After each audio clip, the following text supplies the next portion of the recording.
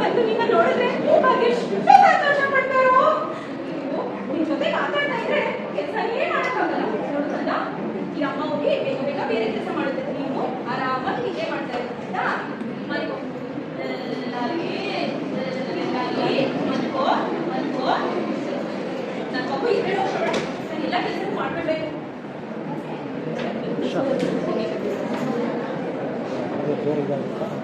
Share ಎತ್ತಬೇಕಾ ಬಂದು ಇಲ್ಲ ಇಲ್ಲ ಅವ್ರು ಹಾಕಿಲ್ಲ. ಓ ಸಾವಿತ್ರಕ್ಕ, ಏನ್ ಮಾಡ್ತಾ ಇದ್ಯಾ? ಕೆಲಸ ಮಾಡ್ತಾ ಇದ್ಯಾ? ಓ ಇಲ್ಲೇ ಇದೆ. ಏನು ಕಂದ, ಏನ್ ಮಾಡ್ತಾ ಇದ್ಯಾ? ಅಲ್ಲಿದ್ಯಾ? ಪಾಪ ಸಾವಿತ್ರಕ್ಕ, ಅದೆಷ್ಟೋ ವರ್ಷಗಳ ನಂತರ ನೀನು ಹುಟ್ಟಿದ್ಯಾ. ಏನ್ ಮಾಡ್ತಾ ಇದ್ಯಾ ಕಂದ? ಕಂದ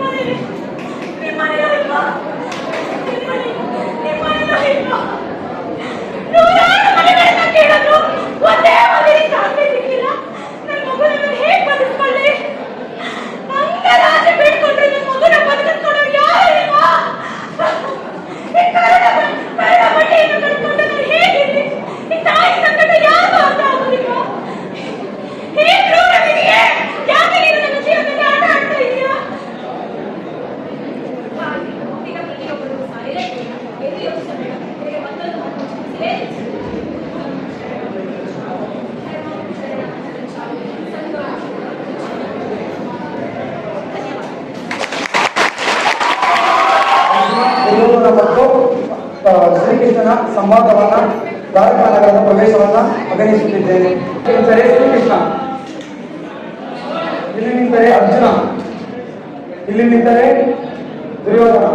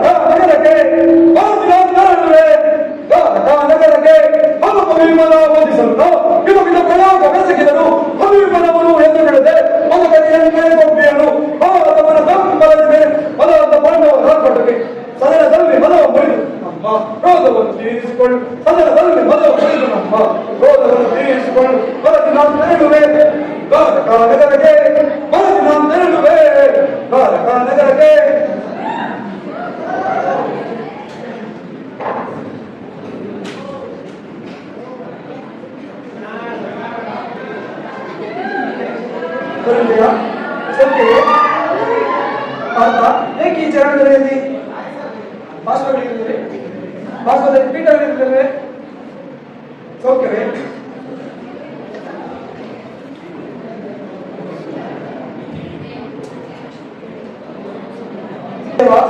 ನಿನ್ನ ಪಾದಸನ್ನಿಧಿಯು ನನಗೆ ಪವಿತ್ರವಾದದ್ದು.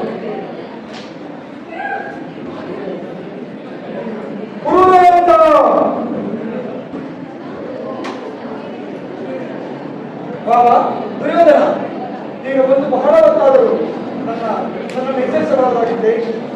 ಚಕ್ರೇಶ್ವರನಾದ ನೀನೂ ಸಹ ನನ್ನ ಸಮಯವನ್ನ ನಿರೀಕ್ಷಿಸುವಂತಾಯ್ತಲ್ಲ ಬಾಬಾ. ಕೃಷ್ಣ ನಿಂತಿರುವವನು ಎಚ್ಚರಿಸಬಹುದು, ಆದರೆ ನಿದ್ರಾ ವೇಷಧಾರಿಯನ್ನು ಎಚ್ಚರಿಸಲು ಸಾಧ್ಯವೇ? ನಾನು ಬಂದು ಬಹಳ ಹೊತ್ತಾದರೂ ಎಚ್ಚರಿಕೊಳ್ಳಲು ನೀನು ನಿನ್ನ ಪ್ರಾಣಮಿತ್ರನಾದ ಅರ್ಜುನ ಬಂದ ಕೂಡಲೇ ನಿನ್ನ ಭಾಷಣವನ್ನು ಆನಂದಿಸಿಬಿಟ್ಟೆಲ್ಲ ಕಪಟ ನಾಟಕ ಸುತ್ತಲಾರಿ. ಬಾಬಾ ಹಾಗೇನು ಇಲ್ಲ, ನೀನು ಬಂದಿದ್ದನ್ನು ನಾನು ಗಮನಿಸಿಲ್ಲ. ನೀ ವೀರರು ಏಕಕಾಲದಲ್ಲಿ ಇಲ್ಲಿಗೆ ಏಕಕ್ಕಾಗಿ ಬಂದಿರಿ? ನಮಗೂ ಈ ಪಾಂಡವರಿಗೂ ಯುದ್ಧ ಸಂಘಟಿಸಿರುವುದು. ಆ ಯುದ್ಧದಲ್ಲಿ ನೀನು ನಮ್ಮ ಪಕ್ಷವನ್ನು ವಹಿಸಬೇಕಾಗಿ ಸಾಧಿಸಲು ನಾವು ಇಲ್ಲಿಗೆ ಬಂದಿರೋದು. ಭಾವ, ಪಾಂಡವರಿಗೂ ಕೌರವರಿಗೂ ಯುದ್ಧವೇ ಎಂತ ಅನಂತ ಕಾರ್ಯ ಭಾವ. ಧನಂಜಯ, ನೀನು ಸಹ ಪಾಂಡವರ ಪಕ್ಷವನ್ನು ಹೆಚ್ಚಿಸಲು ಬಂದಿರುವೆ. ಈ ಉಭಯ ಸಂಘದಲ್ಲಿ ಏನು ಮಾಡಬೇಕು ಅಂತ ನಿಮಗೆ?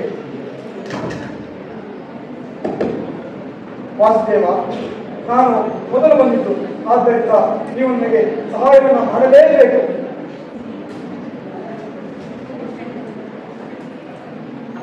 ಕೃಷ್ಣ, ವೀರರಿಗೂ ನೀನು ಸಮಾನವಾದ ಒಂದು, ಆದ್ದರಿಂದ ನೀನು ನ್ಯಾಯಾಧೀಶರನ್ನು ಧರ್ಮವಂತನು. ಆದ್ದರಿಂದ ಮೊದಲು ಬಂದ ನನ್ನ ಪಕ್ಷವನ್ನು ನೀನು ವಹಿಸಿದರೆ ಧರ್ಮವಂತನು ನಿಷ್ಠಾವಂತನಾಗಿವೆ. ಎಚ್ಚರ.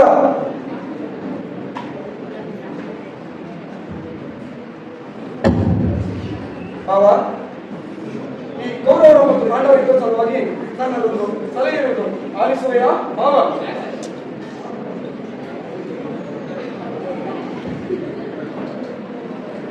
ಏನೋ ನಿನ್ನ ಸಲಹೆ ಬಾವ?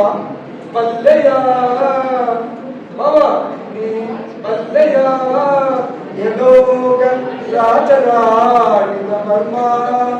ಬಾವ, ನೀ ಬಲ್ಲೆಯ ಯಲೋಕ ರಾಜರಾಡಿದ ಮರ್ಮ. ಕಟ್ಟಿಸಿ ಮರಳಿ ಹೋಗಿ ಬಂದರೆ ಸ್ಥಿರವಲ್ಲದ ಮಾನವ ವಾಸುದೇವ.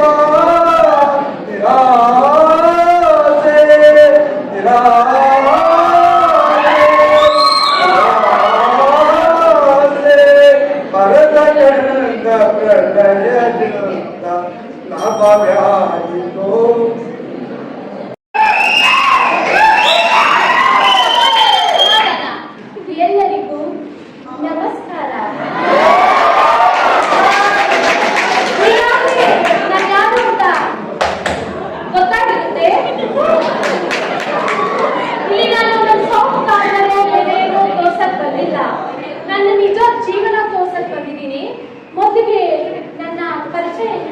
ಮುಂದುವರಿಸ್ತೇನೆ.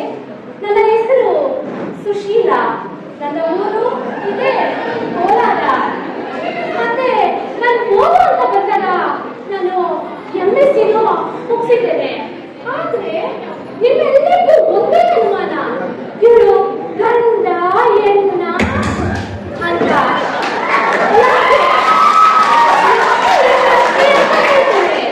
ಯಾಕೆ ನಾನು ಓದ್ ಬೆಳೆಯಿಲ್ವಾ? ಬರೀ ನಾನು ಹಿಂಗ ಮಾತ್ರ ನಿಮ್ಗೆ ತೊಂದರೆ ಆಗ್ತೀಯಾ? ನಾನು ಈ ರೀತಿ ನನ್ಗೆ ಇಷ್ಟ ಬರುತ್ತರ ಬದಲಾಗಕ್ಕೆ ಎಷ್ಟೆಲ್ಲ ಅವಮಾನಗಳು, ಎಷ್ಟೆಲ್ಲ ಬೋಧನೆ ಪಡ್ಕೊಂಡಿದ್ದೀನಿ ಅಂತ ಗೊತ್ತಾ? ಎಷ್ಟೆಲ್ಲ ನೋವು ಅನುಭವಿಸಿದ್ದೀನಿ ಅಂತ ಗೊತ್ತಾ? ಮೊದಲಿಗೆ ಬಂದಾಗ ನಾನು ಇದನ್ನು ಕಟ್ ಮಾಡಿಸ್ಕೊಂಡೆ. ಯಾಕಂದ್ರೆ ನನ್ಗೆ ಇಷ್ಟ, ಈ ತರ ಬದುಕೋದು ನನ್ಗೆ ಇಷ್ಟ. ಅದಕ್ಕೆ ನಾನು ನನ್ನ ಎಲ್ಲಾನು ಬದಲಾಯಿಸ್ಕೊಂಡು ನನ್ಗೆ ಇಷ್ಟ ಬರೋ ತರ ಬದುಕೋಣ ಅಂತ ಮುಂದೆ ಜೀವನ ಸಾಗಿಸ್ದೆ. ಆದ್ರೆ ನನ್ಗೆ ಯಾವ ಜೀವನನೂ ಗೊತ್ತಾಗ್ಲಿಲ್ಲ. ಸಿಕ್ಕಿದ್ದು ಮುಂದೆ ದಾರಿ, ಅದು ಭಿಕ್ಷೆ ಯಾಚನೆ ಮಾಡಿ ಹೊಟ್ಟೆ ತುಂಬಿಸ್ಕೊಳ್ಳೋದು. ಅದ್ರಲ್ಲಿ ನೋವಿಲ್ಲ ಅನ್ಕೊಂಡಿದ್ದೀರಾ?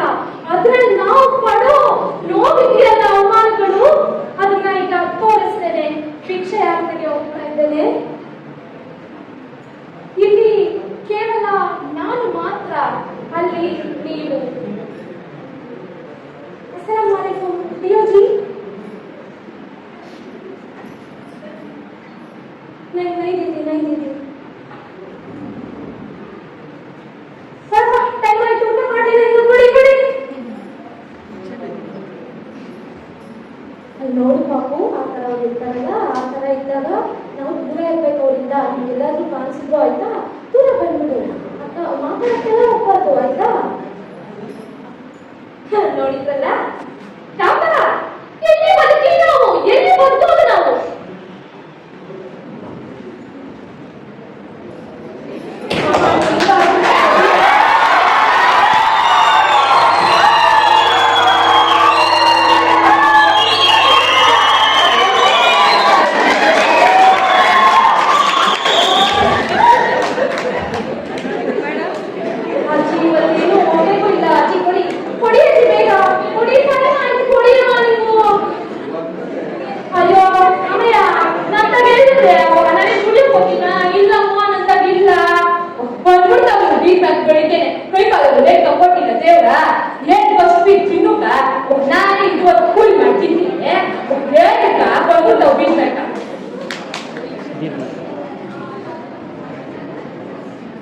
ನೋಡಿದ್ರಲ್ಲ ನೀವುಗಳು ಇದೇ ತರ ಮಾಡ್ತೀರಾ? ಇನ್ನೂ ಬೇಗ ನಿಮ್ಮಲ್ಲೇ ಯಾವ ತರ ಮಾಡ್ತೀರಾ ಗೊತ್ತಾ? ನಮ್ಗೆ ಕಂಡ ತಕ್ಷಣ ಏನೋ ಭೂತ ದೆವ್ವ ಕಂಡಂಗೆ ಓಡ್ತಾರೆ.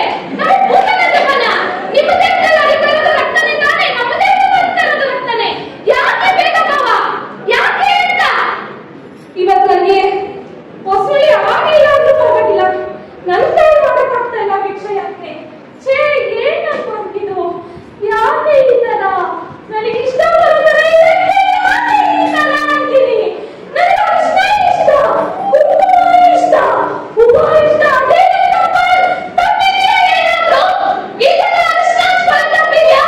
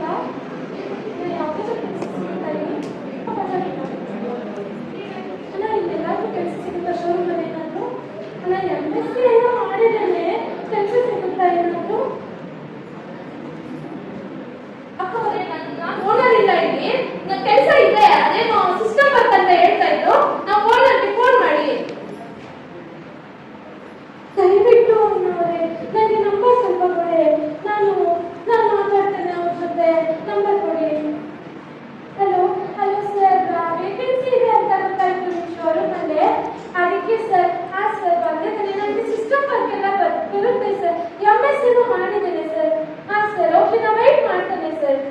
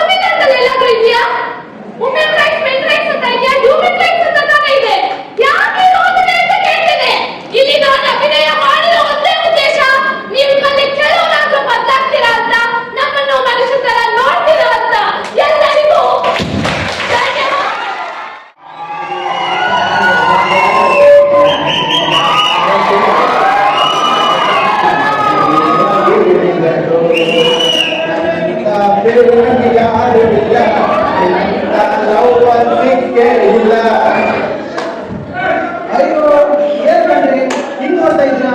ನಾನೇನಾದ್ರು ಕುಡ್ದಿದ್ರೆ ನೋಡ್ತಾ ಇದ್ರೇನ್ರಿ? ಇಲ್ಲ ಕಣ್ರಿ, ನಾ ಕುಡ್ದೇ ಇಲ್ಲ ಕಣ್ರಿ. ಒಂದೇ ಒಂದು ಪೆಗ್ ಮಾತ್ರ ಎತ್ತಿ ಬಂದಿದ್ದೀನಿ ಕಣ್ರಿ.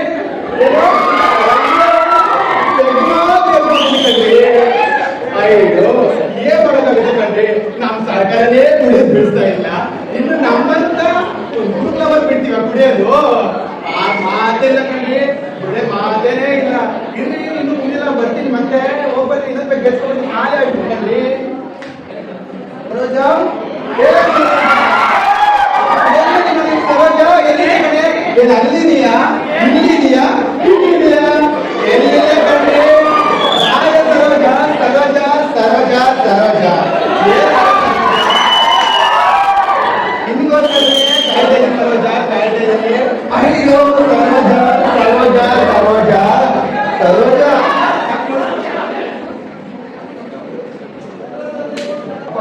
ಏನಪ್ಪ ಕುತ್ಕೊಂಡ್ಬಂದಿದ್ಯಾ? ನಾನು ಕೂಡ ನನ್ನ ಮಗನೇ ನನ್ನೇ ಕುತ್ಕೊಂಡ್ಬಂದ ಹೇಗೆ ಬಂದಿದ್ದೀರ? ಇಷ್ಟ ಬೆಳೆದಿದೆ ನಮ್ಮ ಮನೆ ತಿಳ್ಕೊಂಡಿದ್ದೀರ ಕಣಪ್ಪ.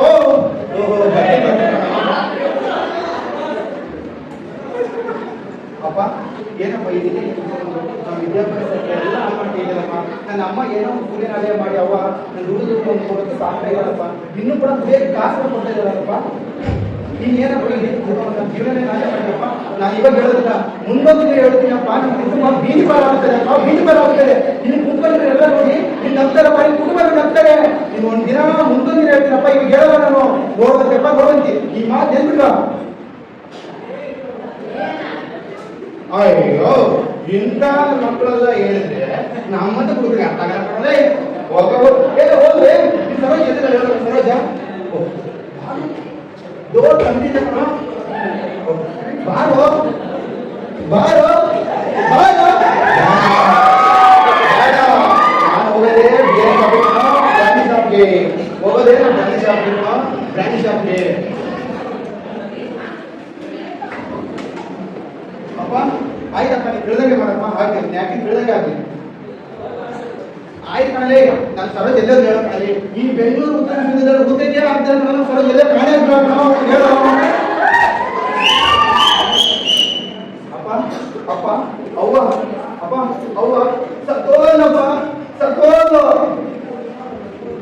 ಓ ಏನೋ ನೀನೇನು ಹೇಳ್ಬೇಕು ನಾವು ಇಷ್ಟೇ ಕಾಲೇ ಇದೆ. ಓ ಎಷ್ಟು ಮಂದಿ ಹೇಳು. ಹ್ಞೂ ಅಪ್ಪ, ನಾನು ಕೂಡ ಹೇಳ್ಕೊಂಡಿದ್ದೀನಪ್ಪ. ನೋಡಪ್ಪ ಅಪ್ಪ, ನೋಡಪ್ಪ ಅಪ್ಪ,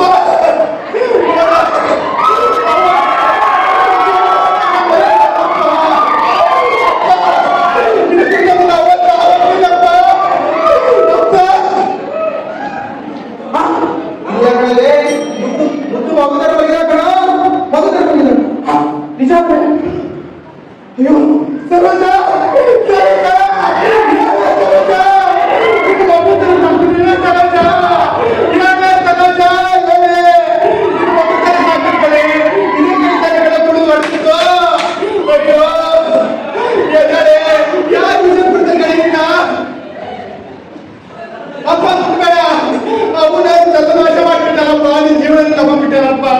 ನಾನು ಅವಾಗ ಏನ್ ಬಂದು ಹೇಳಿಲ್ಲಪ್ಪ. ನೀನು ನನ್ನ ಬೀದಿ ಪಾಲಾಗೋಯ್ತಪ್ಪ.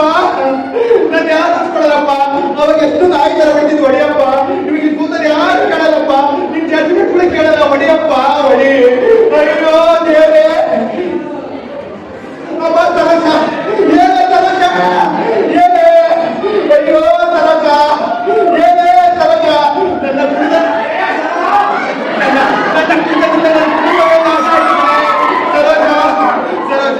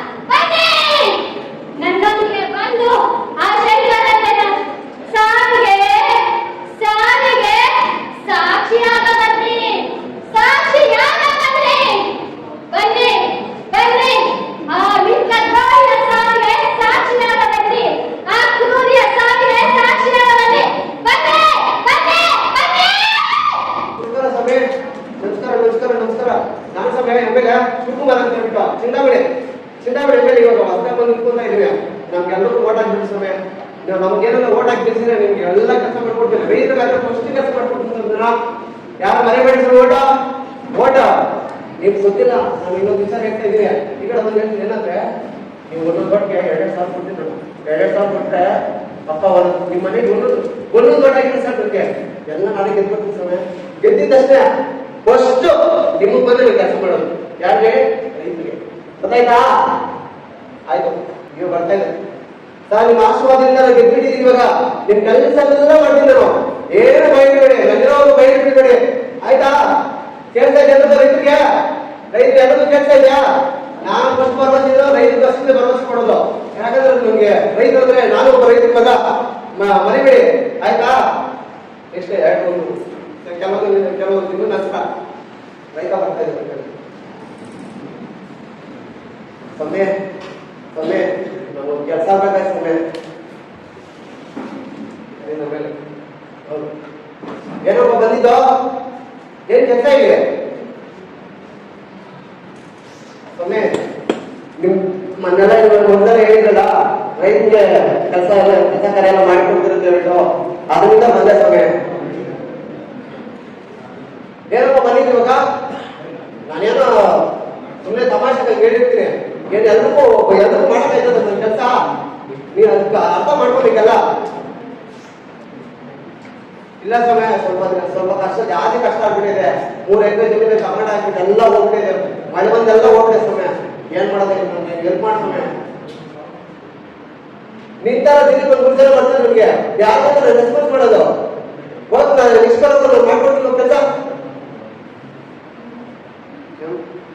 ರೈತ ಸಮಯ ಇಲ್ಲ ನೋಡಿ ಸಮಯ, ಇವಾಗ ಬೇಕು ಸಮಯ. ನಾವು ಜಾಸ್ತಿ ಜನ ಬಂದು ಸಾಲ ಇಡ್ತಾ ಇದ್ದಾರೆ ಸಮಯ. ಏನ್ ಮಾಡೋದು? ದೊಡ್ಡ ಸಮಯ ಮಿಸ್ ಮಾಡ್ಬೇಡ ಸಮಯ. ಈಗ 2-3 ದಿವಸ ಹೆಲ್ಪ್ ಮಾಡಿ ಸಮಯ. ಆಯ್ತು, ಇಲ್ಲಿ ಹೋಗಪ್ಪ. ಎಷ್ಟೇ ಬರೋಪ್ಪ ನೀನ್ ಎಷ್ಟೇ ಬರೋದು? ಏನೋ ಮಾಡ್ತಿರೋ ಕೇಂದ್ರ ಸರ್ಕಾರ, ರಾಜ್ಯ ಸರ್ಕಾರ ಹೇಳ್ಬಿಟ್ಟು ನಾನೇನೋ ಮಾಡ್ತಿರೋ. ಸ್ವಲ್ಪ ದಿನ ನಂತರ ಇನ್ನೂ ಒಂದ್ಸತಿ ಹೋಗ್ತಾ ಇದ್ದಾರೆ ರೈತ ಸಮಯ. ನುಸ್ತಾ ಸಮಯ ಅದೇ ಮನೆಲ್ಲ ಬಂದಿದ್ದ ಸಮಯನ ಎಲ್ಲ ನೋಡ್ತೀವಿ ಏನಂತ. ಓ, ಮಂದಿ ಹೇಳಿಲ್ಲಪ್ಪ ನಿಮ್ಗೆ, ನಡೆದಿದ್ದು ಬರೋ ಬಗ್ಗೆ ನಿನ್ ಕೆಲಸ ಗೊತ್ತೋಗು. ನೀನ್ ನಾನು ಓಟ್ ಹಾಕಿದ್ರೆ ಗೊತ್ತಾಯ್ತು, ನಿನ್ ಕೇಳಿದ್ರೆ ಗೊತ್ತಾಗಿದೆ. ನೀನ್ ಇನ್ನೊಂದು 2 ದಿವಸ ಬರಬೋ, ನಾನು ನಿಮ್ಗೆ ಪಕ್ಕ ನಿಂಗೆ ಸಹಾಯ ಮಾಡ್ತೀನಿ. ಸಮಯ ಮೊನ್ನೆ ಬಂದು ಹಂಗೆ ಹೇಳಿದ್ರು ಸಮಯ. ಇವಾಗ ಏನ್ ನೋಡ್ ಸಮಯ ಆಗಲ್ಲ ಸಮಯ. ನನಗೆ ಯಾವಾಗ ಬರಕ್ಕಾಗಲ್ಲ. ಮನೆಗೆ ಮನೆ ಬಂದು ಕೇಳ್ತಾರ ಸಮಯ. ನನಗೆ ಅವ್ರ ಹೇಳಕ್ಕೆ ಆಗಲ್ಲ ಸಮಯ ಏನೋ ಅಂತೆ. ಹೌದಾ? ಇವಾಗ ನಿಂಗೆ ಆಗಲ್ಲ, ಏನ್ ಮಾಡ್ಕೋಬೇಕು ರೈತ ಸಮಯ. ಈ ತರ ಮೊನ್ನೆಲ್ಲ ಬಂದು ಹೇಳ್ಬಿಟ್ಟು ಹೋದ ಸಮಯ. ಏನ್ ಎಷ್ಟು ಚೆನ್ನಾಗಿ ಹೇಳಿದ್ರೆ, ನಾವ್ ಯಾರು ಬೇರೆ ಓಟ್ ಹಾಕೋದನ್ನ ಬಿಟ್ಬಿಟ್ಟು ನಿಮ್ ಓಟ್ ಹಾಕಿದ್ದಾರೆ ಸಮಯ. ನೀನ್ ಈ ತರ ಮಾಡ್ತೀನಿ ಅಂತ ಗೊತ್ತಿದ್ರೆ ನಾನ್ ಸಾಕು ಓಟ್ ಹಾಕ್ತಾರೆ ಸಮಯ. ನಾವ್ ಹಂಗೆ ಹೇಳೋದು ಏನ್ ಮಾಡ್ತೀನಿ ಏನಾಗ್ತದೆ? ಇನ್ನೊಂದು 2 ತರ ಓಟ್ ಇನ್ನೊಂದು ಯಾರು ಓಟ್ ಹಾಕ್ತಾರೆ, ನಿಮ್ಗೆ ಏನಾಗ್ಬೇಕು? ಹೋಗೋದು ರೈತ. ಹೌದಾ? ಇನ್ನೊಂದ್ಸತಿ ನಮಗ್ ಬಂದೈತೆ, ಇನ್ನೊಂದ್ಸತಿ ನಿಂಗ ಬಂದ್ ನಿಂತು ನೋಡು. ನಿಮ್ ಎಲ್ಲಾದ್ರೂ ಅರ್ಥ ಆಗಿಲ್ಲ ಅಂದ್ರೆ ನಾನು ನನ್ನ ಹೆಸರೇ ಅಲ್ಲ ಬೇಡ. ಹೌದಾ? ಆಯ್ತು, ನಿನ್ನೊಂದು 3 ಜನ ನೋಡಿದ್ದೀನಿ. Today my topic is the voice of literature. People always ask me, why did I choose the English literature? What is so special about it?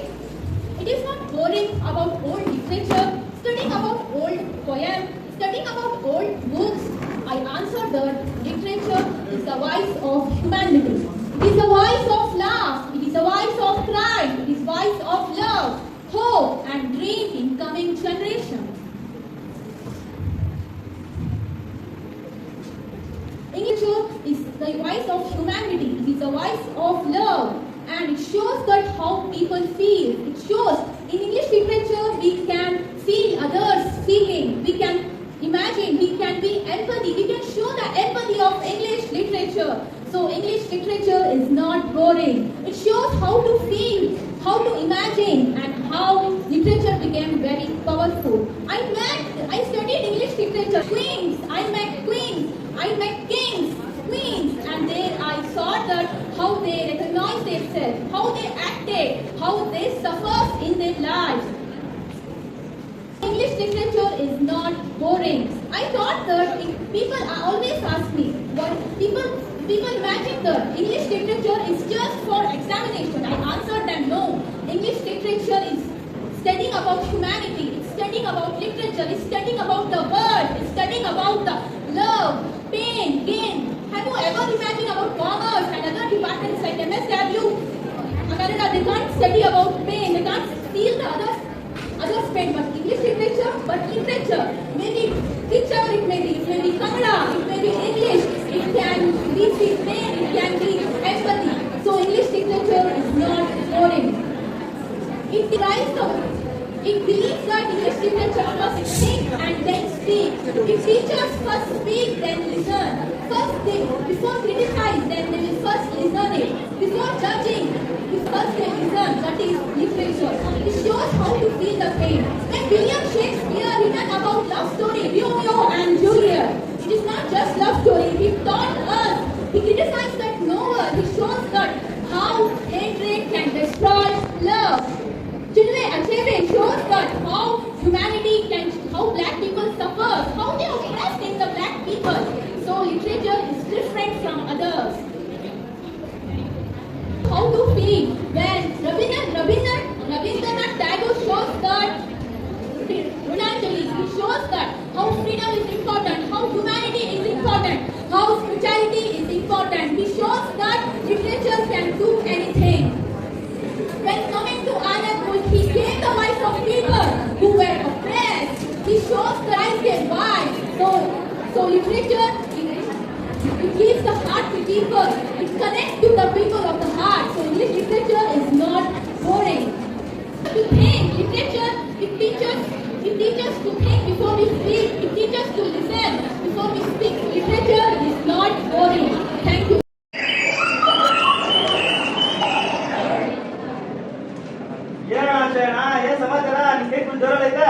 ಅಯ್ಯೋ ಏನ್ ಜನ ಸುಮ್ಮನೆ ಇರಪ್ಪ, ಬೆಳೆ ಎಲ್ಲ ನಾಶ ಹೋಗೋಯ್ತು. ಇದ್ರಲ್ಲಾದ್ರೂ 4 ಕಾಸು ಸಂಪಾದನೆ ಮಾಡ್ಕೊಳ್ಳೋಣ ಅಂತ ಬಂದೆ ಅಷ್ಟೇ. ಬಾಲಣ್ಣ ಬರ್ತಾನ. ಅಯ್ಯೋ ದೊಡ್ಡ ಕಂಜೂಸ್ ನನ್ ಮಗ ಟೊಮೆಟೊದಲ್ಲಿ ಜಂಡಿ ಬಂದಿದೆ.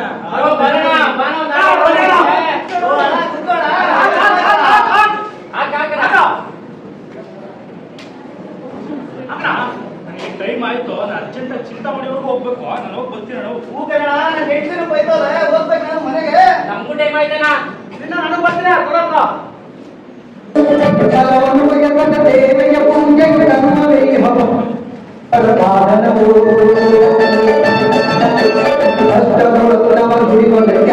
ಸೃಷ್ಟಿ ನಿಯಮದೊಳಗೋಡಿ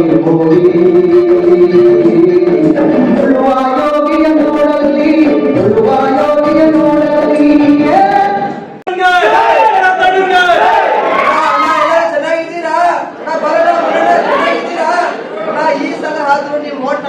ನಾನು ಗೆಲ್ಲಿಸಿ ನಿಮ್ಗೆ ಏನ್ ಬೇಕಾದ್ರೂ ಮಾಡ್ಕೊಡ್ತೀನಿ ಅಂತ ನಾನು ಮಾತು ಕೊಡ್ತಾ ಇದ್ದೀನಿ. ಈ ಮಾತು ಮಾತ್ರ ನಾನು ಮರೆಯೋದಿಲ್ಲ. ನಿಮ್ಗೆಲ್ಲರಿಗೂ ಸಹ ಧನ್ಯವಾದಗಳು.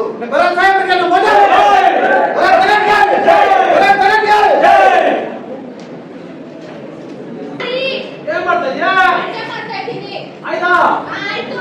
ತಗೊಂಡ್ಬಾ. ಬಂದೆ ತಗೊಳ್ರಿ. ಏನ್ ಸರಿದಾ? ಅನ್ನ ಚಿಕನ್ ಸಾರು. ಚಿಕನ್ ಸಾರು? ಹಾ. ಇಡ್ಲಿ ಸೇರ್ತಿಲ್ವೇ? ಇವತ್ತಿಗೆ ಅದೇ ಸಾಕಿದ್ದೆಂದು. ಹಂಗಂತೀಯಾ? ಸರಿ ಅಮ್ಮ. ಹಾ ನಿಮ್ದೇ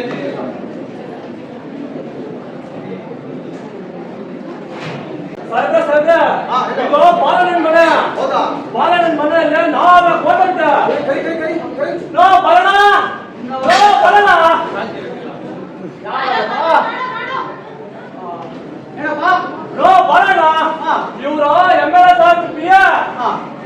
ನಿಮ್ಮ ಮನೆಯಲ್ಲಿ 4 ಕೋಟೆ ಇದೆ. ಹೌದಾ? 4 ಕೋಟೆ. ಚೆನ್ನಾಗಿದ್ದೀರಾ?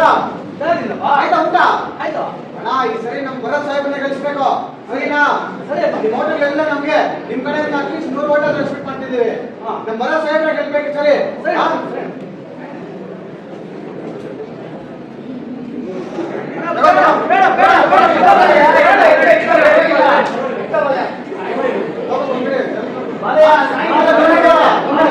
ಸರಿನಾ? ಭರತ್ ಸಾಹೇಬ್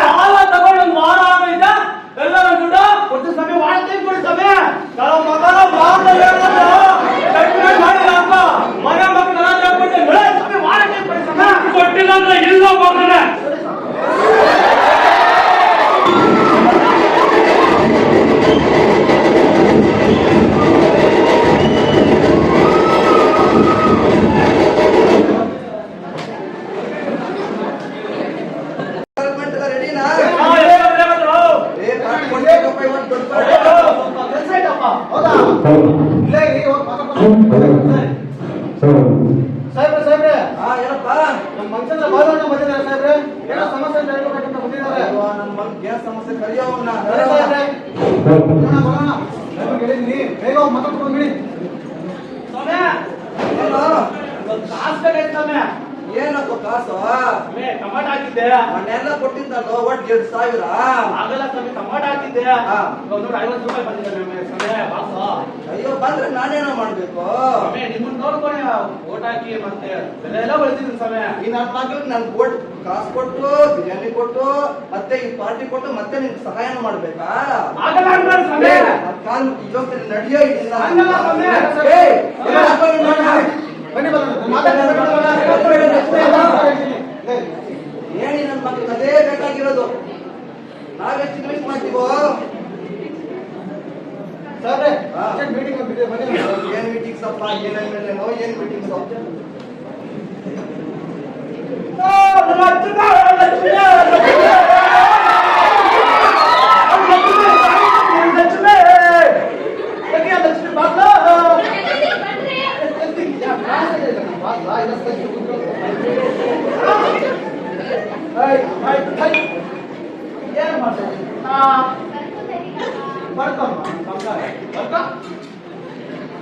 ಲಕ್ಷ್ಮ ಏನ್ ಮಾಡಿದ್ಯಾ?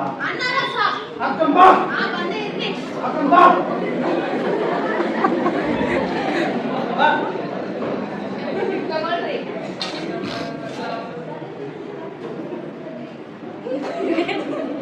ಏನ್ ಇದ ಯಾವನ ತಿನ್ನೋದು? ಅಲ್ಲ ಲಕ್ಷ್ಮ ಏನಿದ ಅನ್ನನಿದ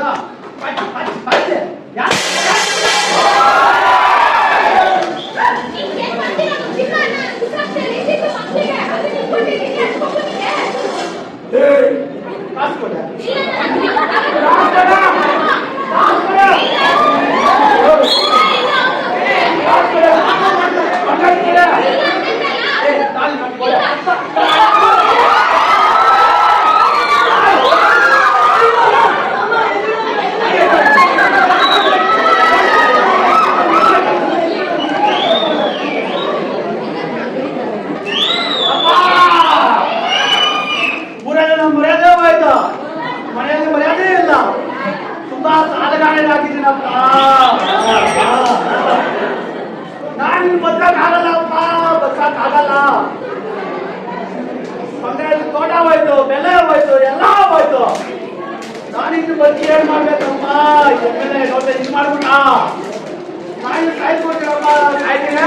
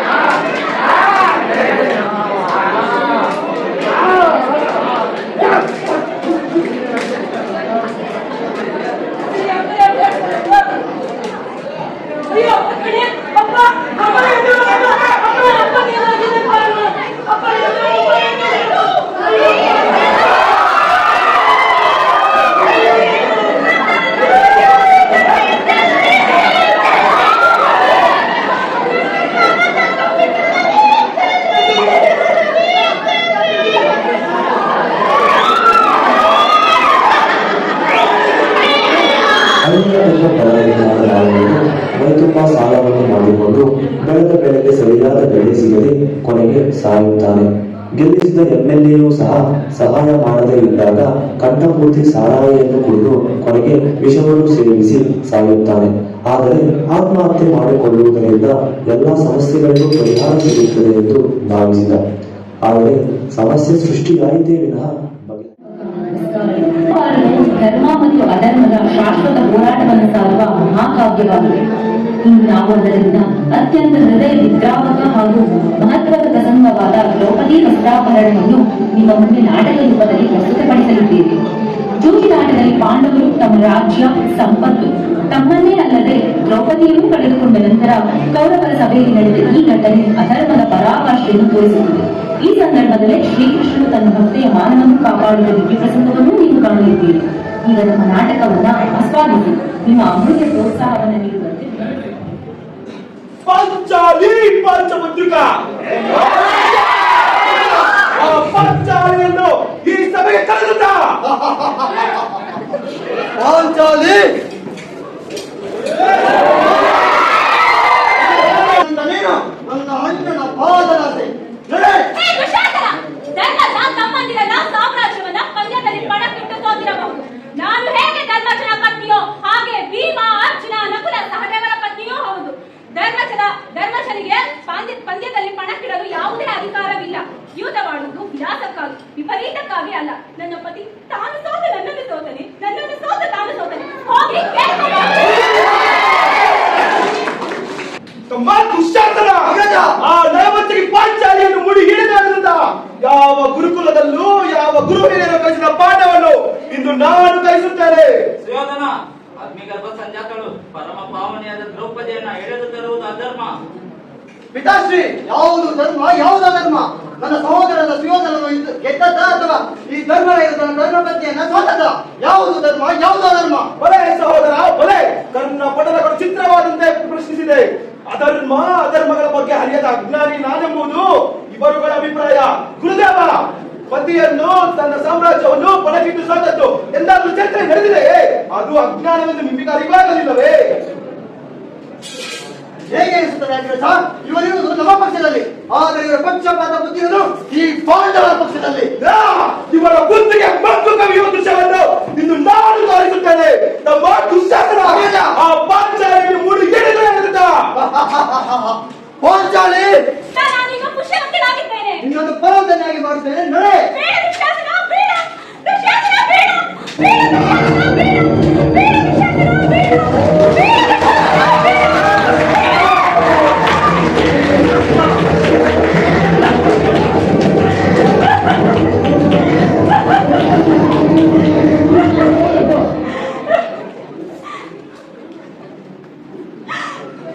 ಈ ನೀಚಳ ಮೌನ! ಸಮಾಜದರೆಲ್ಲರೂ ಮೌನವ್ರತ ಕೈಗೊಂಡಿರುವಿರಾ? ಗುರುವೃದ್ಧರು, ವಿದ್ವಾಂಸರು, ವಿಜ್ಞಾನಿಗಳು, ವೇದಾಂತ ವಿದ್ಯಾಮಾನದ ಕುರಿತು ತುಂಬಿದ ಈ ಸಭೆಯಲ್ಲಿ ಒಂದು ಹೆಣ್ಣಿಗೆ ಶೋಷಣೆ ನಡೆಯುತ್ತಿದ್ದರು. ಎಲ್ಲರೂ ತಲೆಬಾಗಿ ನುಡಿಯುತ್ತಿರುವುದಲ್ಲ. ಏಕೆ ಏಕೆ? ಸಮಸ್ತ ಸೃಷ್ಟಿಗೆ ಆಧಾರವಾಗಿರುವ ಒಂದು ಹೆಣ್ಣಿಗೆ ಮಹನೀಯರು ನೀಡುವ ಗೌರವ ತಾಂಬೂಲವು ಇದುವೇ? ವಿಶ್ರಾಂತ ಯಶೋಭಿರಾಜಿತರಾದ ಪಾಂಡವರ ಪಟ್ಟದರಸಿ ನಾನು. ಓ, ಅದು ಆಗ. ಈಗ ನೀನು ನನ್ನ ಅಳಿಯನ ಪಾದದಾಸಿ. ಧರ್ಮದ ನೂತನ ಸ್ವರಾಜ್ಯವನ್ನು ಸಾಮ್ರಾಜ್ಯವನ್ನು ಜೂತದ ಪಂದ್ಯದಲ್ಲಿ ಪಣಕ್ಕಿಟ್ಟು ಸೋತಿದ್ದಾನೆ. ತನ್ನನ್ನು ಸೋತು ತನ್ನ ತಮ್ಮಂದಿರನ್ನು ಸೋತು ಕೊನೆಗೂ ನಿನ್ನೂ ಸೋತಿದ್ದಾನೆ ಪಾಂಚಾಲಿ. ನನ್ನ ಪತಿ ತಾನು ಸೋತೆ ನನ್ನನ್ನು ಸೋತನೆ, ನನ್ನನ್ನು ಸೋತ ತಾನು ಸೋತನೆ. ನಿಮ್ಮ ಧರ್ಮಸೂತ್ರವನ್ನು ವಿವರಿಸುವುದು ಅಷ್ಟು ಸುಲಭವಲ್ಲ ತಾಯಿ. ಇಡೀ ಜಗತ್ತಿಗೆ ನುಂಗಲಾರದಷ್ಟು ಕಹಿಯಾಗಿ ಉಳಿಯುವ ಈ ನಿನ್ನ ಪ್ರಶ್ನೆಗೆ ಉತ್ತರ ನೀಡಬೇಕಾದವನು ಧರ್ಮರಾಯನೊಬ್ಬನೇ. ಅರ್ಥವಾಯಿತೆ ಪಾಂಚಾಲಿ? ನಿನ್ನ ಪತಿ ಅಲ್ಲ ನಿನ್ನ ಪತಿ ಅಂದಿರು ಯಾವ ರೀತಿ ತಲೆ ತಗ್ಗಿಸಿ ಕುಳಿತಿದ್ದಾರೆ ನೋಡು. ಇದು ಮಾಯಾದ್ಯೂತ ಎಂದು ಇಲ್ಲಿರುವ ಧರ್ಮಿಷ್ಠರಿಗೆಲ್ಲ ಗೊತ್ತು. ನೋಡಿದೆಯ ಪಾಂಚಾಲಿ? ಈ ಕ್ಷಣದಿಂದ ನೀನು ಈ ರಾಜಾಧಿರಾಜನ ಸತ್ತು ಬಾ.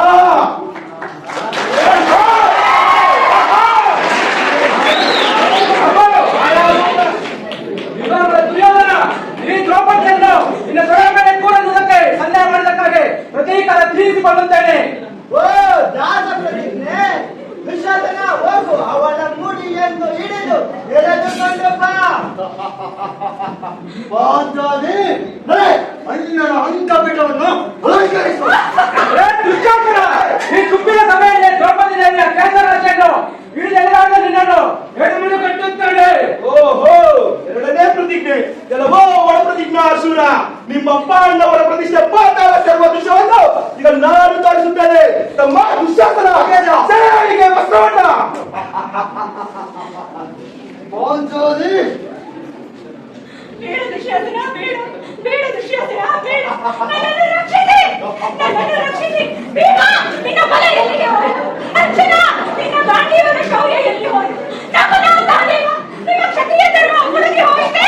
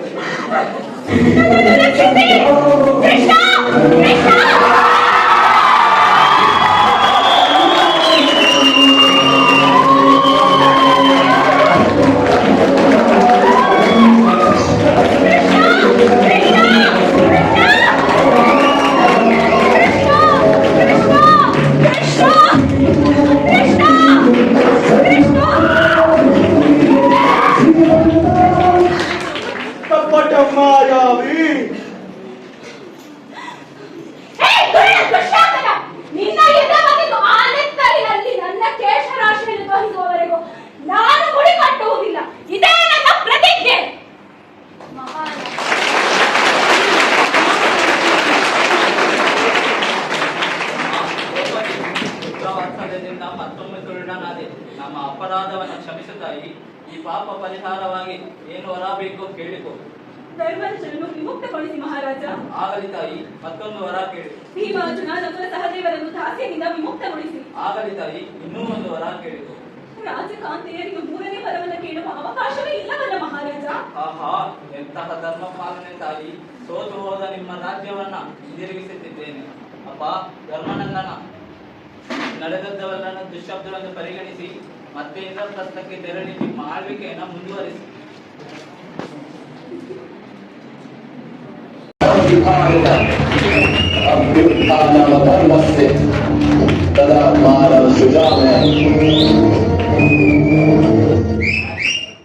ಮಗು ಹುಟ್ಟಿದ ಕ್ಷಣ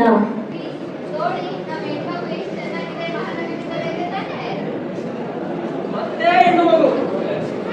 ಎಷ್ಟು ಬಾರಿ ಹೆಣ್ಣು ಮಗು? ನನಗೆ ವಂಶೋದ್ಧಾರಕ ಮಾಡುವ ಗಂಡು ಮಗು ಬೇಕು ಅಂತ ಎಷ್ಟು ಬಾರಿ ನಿನ್ನಲ್ಲಿ ಹೇಳುವಂತ? ಪ್ರತಿ ಬಾರಿ ಹೇಳಿ ಆಗುತ್ತೆ. ನನ್ನ ವಂಶ ಉದ್ಧಾರ ಮಾಡುವುದು ಯಾರು? ಸರಿ, ನೀನಾಯ್ತು, ನಿನ್ನ ಮಗು ಆಯ್ತು. ನನಗೆ ಇವ್ರ ಬಗ್ಗೆ ಏನೂ ಹೇಳಬೇಡ, ನೀನೇ ಸಾಕಿಕೋ.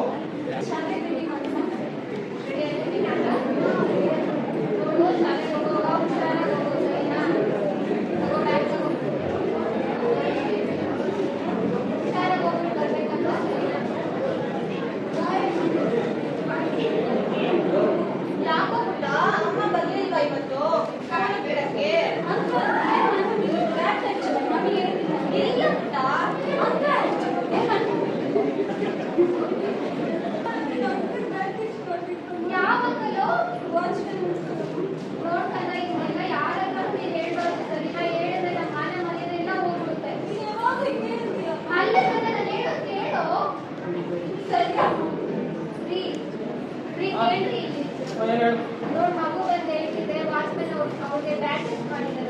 ಆ ಮಗುಗೆ ಏನೋ ಗೊತ್ತಾಗುತ್ತೆ, ಪುಟ್ಟ ಮಗು. ಆ ಮಗು ಏನ್ ಗೊತ್ತಾಗಲ್ಲ, ಏನೋ ಒಂದು ಹೇಳ್ಬಿಟ್ಟು ಸುಮ್ಮನೆ ಇರೋ ಅಂತ ಹೇಳ. ಅದಕ್ಕೆಲ್ಲ ತಲೆ ಕೆಡಿಸ್ಕೊಂಡು ದೂರ ಹೋಗ್ತಾಗಲ್ಲ. ಇದೊಂದು ನನ್ಗೆ ಇದ್ರಲ್ಲಿ ಏನೋ ಮಚ್ಚ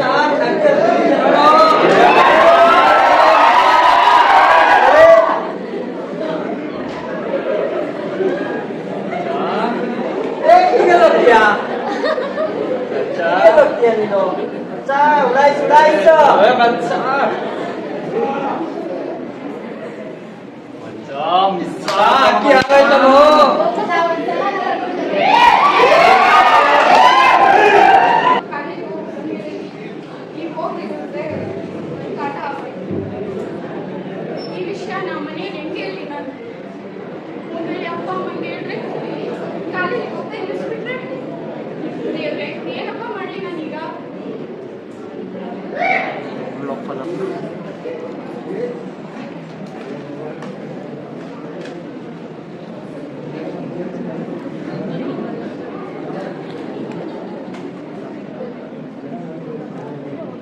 ಮೇಡಮ್, ನಮ್ಮ ಮ್ಯಾನೇಜರ್ ಕರಿತಾ ಇದ್ದಾರೆ.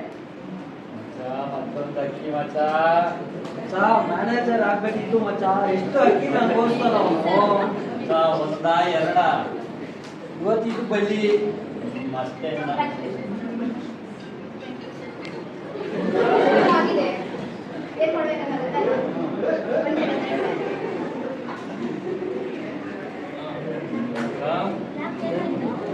ನಮ್ಮ ಹೆಣ್ಮಕ್ಳ ಜೀವನನೇ ಇದೆ ಆಗೋಗಿದೆ. ಮನೆಯಲ್ಲಿ ವಯಸ್ಸು ಬಂದಿರೋ ತಂಗಿ ಓದಿಸ್ಬೇಕು, ಅಪ್ಪ ಅಮ್ಮನ ನೋಡ್ಕೊಬೇಕು. ಇಲ್ಲಿ ನನ್ನ ಕೆಲಸ ಬಿಟ್ರೆ ನನ್ನ ಜೀವನ ಹೆಂಗ್ ನಡೆಯೋದು? ಇಲ್ಲೂ ನಮ್ಮ ಹೆಣ್ಮಕ್ಳು ಹುಟ್ಟಿದ್ದೇ ತಪ್ಪಾಗತ್ತಂತ ತುಂಬಾ ಬೇಜಾರಾಗ್ತಿದೆ ನನಗಂತೂ. ಈ ಅಕ್ಕಿ ಕತೆ ಮುಗಿಯಿತು.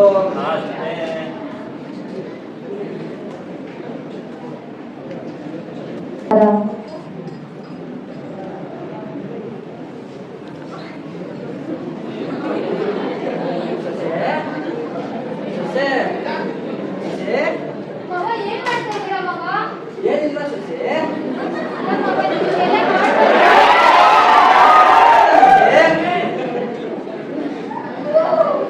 ಈಗ ಕಷ್ಟ ನಾನು ಯಾಕೆ ಹೇಳ್ಕೊಳ್ಳಿ? ನಮ್ಮಮ್ಮ ಫೋನ್ ಮಾಡಿ ಏನ್ ಅನ್ಕೊಂತಾರೆ? ನಮ್ಮ ಅತ್ತೆ ಅವ್ರ ಮನೆ ಬಗ್ಗೆ ಏನೇನ್ ಅನ್ಕೊಂತಾರೆ?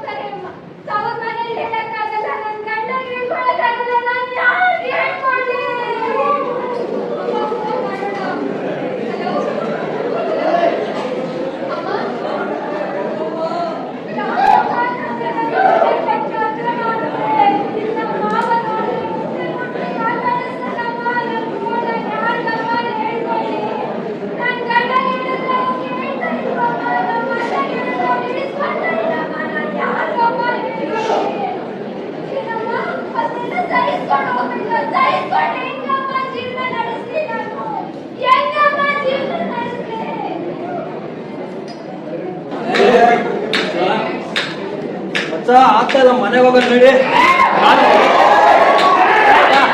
ಯಾವ್ದೋ ಮನೆ ಐತಲ್ಲ ಇದು? ನೋಡೋಣ ಬಂದ್ರ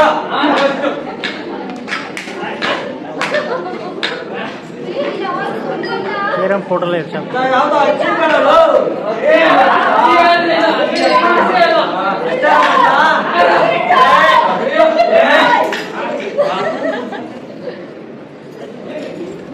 ಒಂದಲ್ಲ ಒಂದ್ ರೀತಿ ಹೆಣ್ಣು ಹುಟ್ಟಿದಾಗಿಂದನು ಯಾವ ತರ ನೋವನ್ನ ಅನುಭವಿಸ್ತಾಳೆ ಅಂತ ಅದನ್ನ ಯಾರ ಹತ್ರನೂ ಹೇಳ್ಕೊಳಕ್ ಆಗಲ್ಲ. ಈ ತರ ನೋವು ಒಂದಲ್ಲ ಎರಡಲ್ಲ ತೋರ್ಸಕ್ಕೆ ತುಂಬಾ ಇದೆ.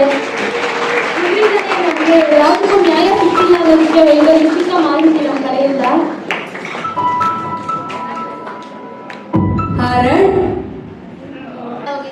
ಹೇಗಂದ್ರೆ ಕೇಸಸ್ ನೋಡೋವಾಗಿದೆ ನಾವು ಇಯರ್ಸ್ ಅಲ್ಲ ಮಂತ್ಸ್ ಅಲ್ಲೇ ತಗೊಂಡ್ರೆ ನಾವು 100ಕ್ಕೂ ಹೆಚ್ಚು ಕೇಸಸ್ ನೋಡ್ತೀವಿ ನಾವು.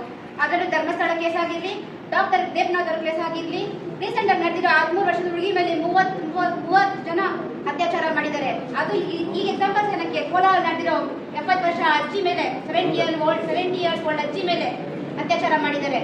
ಅದೇ ಬಿಡು ಪೊಲೀಸರು ನೋಡ್ಕೊಂತಾರೆ, ಪೊಲಿಟಿಷಿಯನ್ಸ್ ನೋಡ್ಕೊಂತಾರೆ ಅಂತೀವಿ. ಅಂತ ಪೊಲಿಟಿಷಿಯನ್ಸ್ ಅವರೇ ಸಭೆಯಲ್ಲಿ ಕೂತ್ಕೊಂಡು ಹೇಳ್ತಾರೆ, if the rape is inevitable light and enjoy ಅಂತಾರೆ, ಮಲ್ಕೊಂಡು ಎಂಜಾಯ್ ಮಾಡಿ ಅಂತಾರೆ. ಇಂಥ ಇಂಡಿಯಾ ನಮ್ದು. ನಾವು ಹೇಳ್ತಾರೆ ಇಂಥ ಬಟ್ಟೆ ಹಾಕೊಂಡಿದ್ದು, ಅಂತ ಬಟ್ಟೆ ಹಾಕೊಂಡಿದ್ದು ಅಂತಾರೆ. ಎಂಥ ಬಟ್ಟೆ? ಹುಟ್ಟಿದ ಮಗು ಏನ್ ಹಾಕೊಂಡಿತ್ತು? ಸಾಯೋ ಅಜ್ಜೇನ್ ಹಾಕೊಂಡಿತ್ತು? ನಾವು ನೋಡೋ ನೋಟಕ್ಕೆ ಹೊರತು ನಮ್ಮ ಮೆಂಟಾಲಿಟಿ ಮೇಲೆ ಡಿಪೆಂಡ್ ಆಗುತ್ತೆ, ನಾವು ಹೇಗೆ ನೋಡ್ತೀವಿ ಅನ್ನೋದು.